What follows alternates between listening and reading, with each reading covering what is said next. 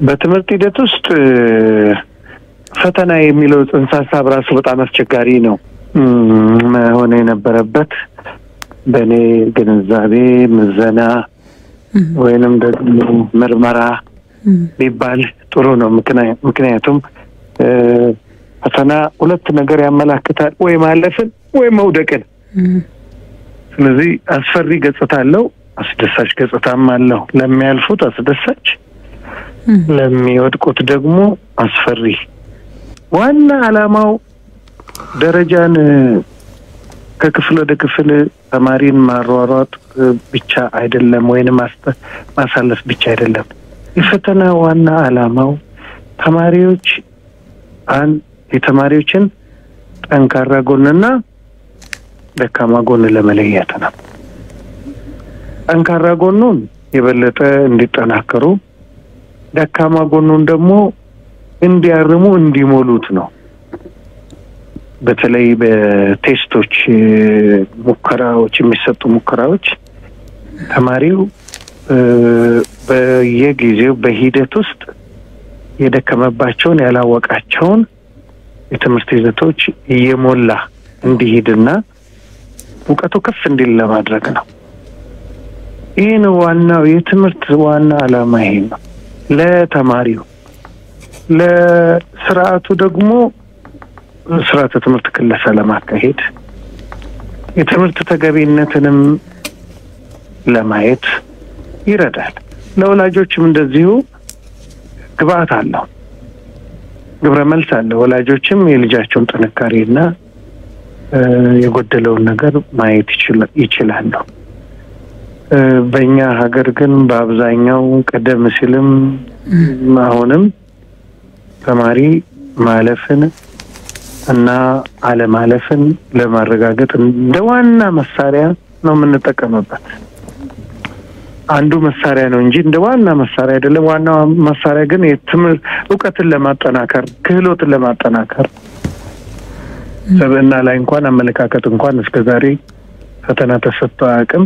ያው በምልከታ ነው። ይሄ ነው የትምህርት ፈተና ዓላማ። ኩረጃ ካንሰር ነው እላለሁ ብዙ ጊዜ። ምክንያቱም ያለ እውቀት መጓዝ ነው።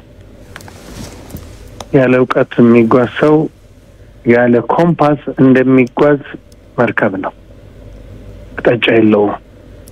ስለዚህ የሚኮረጅም ሰው ያለ እውቀት ነው የሚሄደው። ከሌሎች ሰዎች ከሰሩት ይወስዳል። እውቀት የለውም፣ ክህሎት የለውም እና በዚህ ሂደት ውስጥ ሄዶ ቢመረቅ የማህበረሰብ አገልጋይ አይሆንም። አንድ እውቀት የለውም፣ ሁለት ክህሎት የለውም። ስለዚህ ጥገኛ ነው የሚሆነው፣ ሸክም ነው የሚሆነው በማህበረሰብ ላይ። መፍጠሩ አዳዲስ ነገር ማምጣቱ ይቅርና የተለመደውን ነገር እንኳን ለመስራት ይቸገራል። ስለዚህ የኩረጃ አደገኝነት በኢትዮጵያ ውስጥ ታይቷል። ኩረጃ አደገኛ መሆኑ በተደጋጋሚ አይተናል። በ2013 50.5 ተማሪዎች ናቸው ያለፉት። 50.5 በ2014 ደግሞ 3.2 ነው።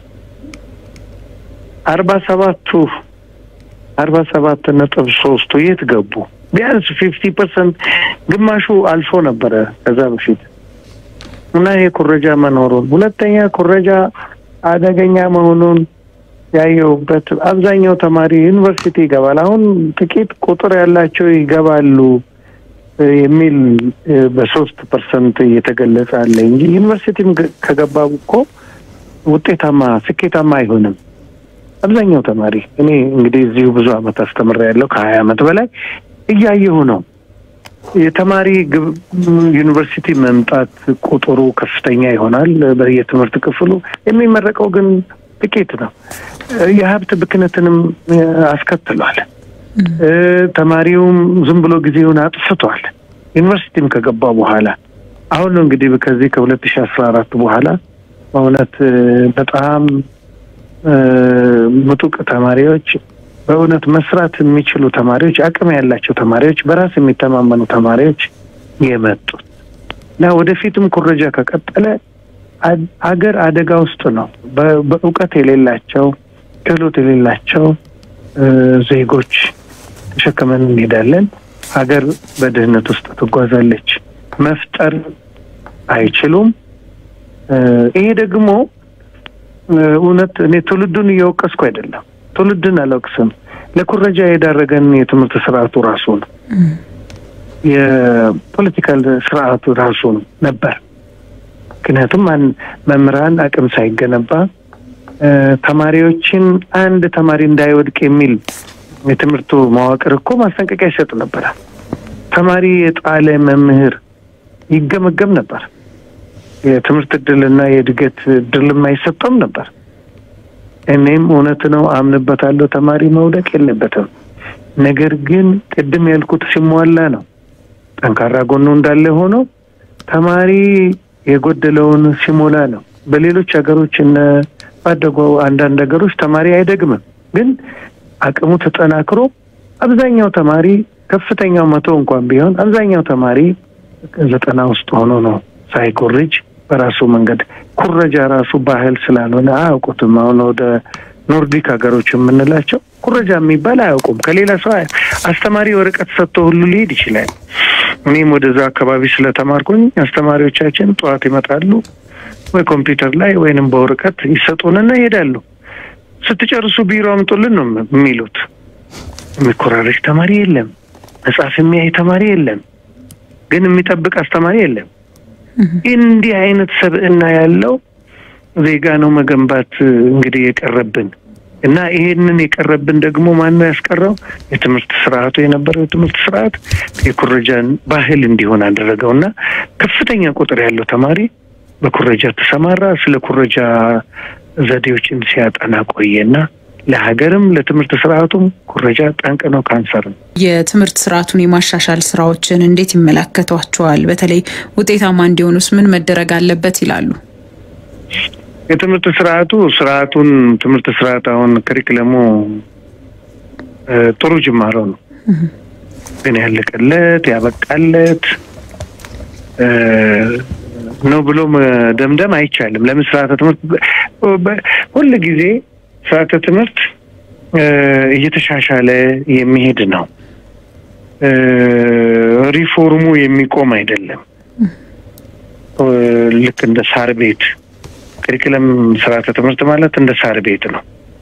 ሳር ቤት ሳሩ ሲሳሳ ይሳግበት የለ፣ ጭቃው ሲረግፍ እንደገና ይለጠፍ የለ።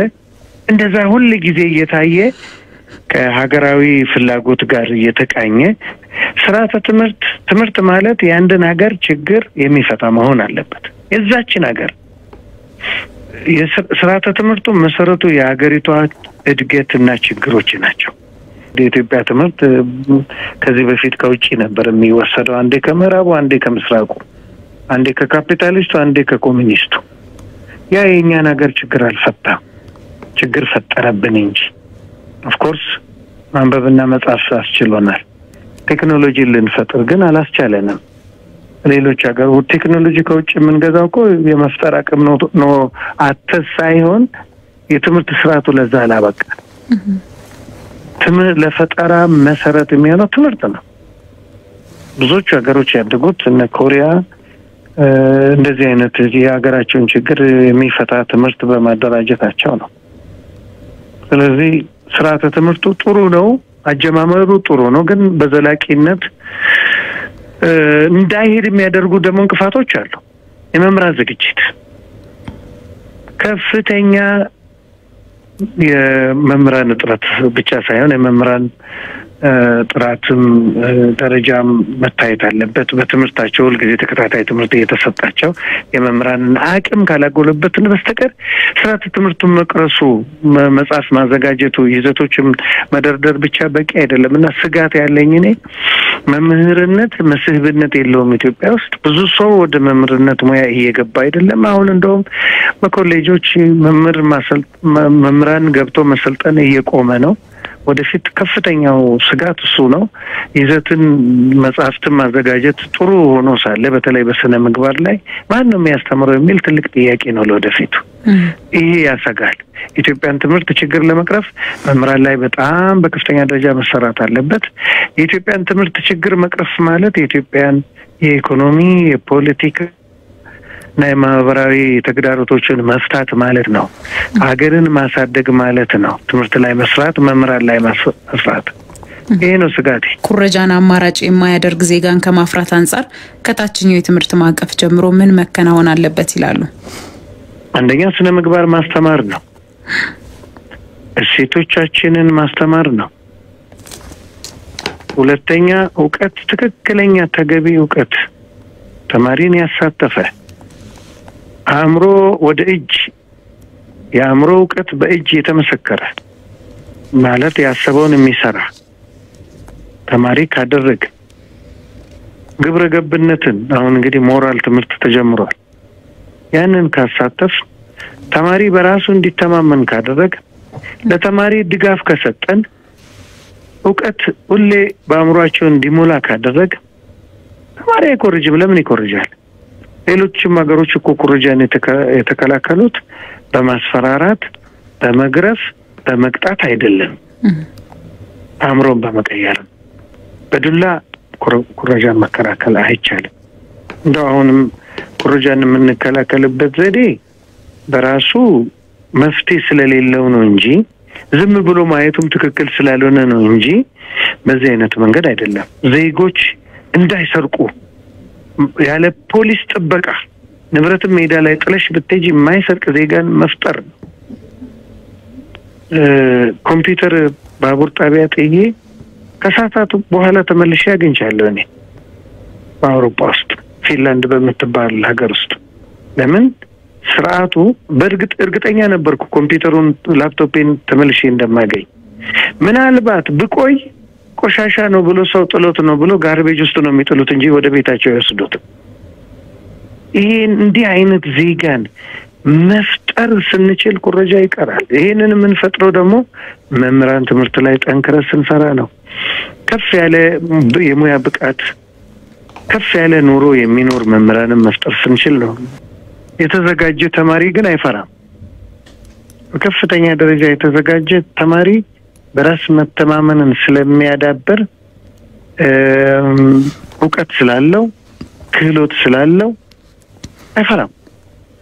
እና ተማሪዎች በቂ ዝግጅት ሲያደርጉ ከቆዩ ከ11ኛ ክፍል ጀምሮ 12ኛ ክፍልንም በዚህን ጊዜ እንኳን ጥረት ቢያደርጉ ኖቶቻቸውን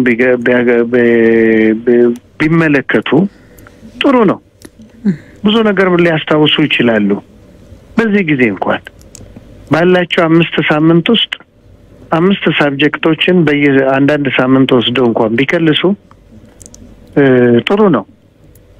በመሃልም ደግሞ ፈተናም እየተፈተኑ ዛሬ ነገ የሚፈተኑት ተመልከት ቢሉ ኖቶቻቸውን ይዘው ከአዋቂ ሰው ጋር ደግሞ ያለፈውን ፈተናዎች ቢወያዩ ሁልጊዜም ይረዳል። እና በራስ መተማመን ካለ መስራት የለም።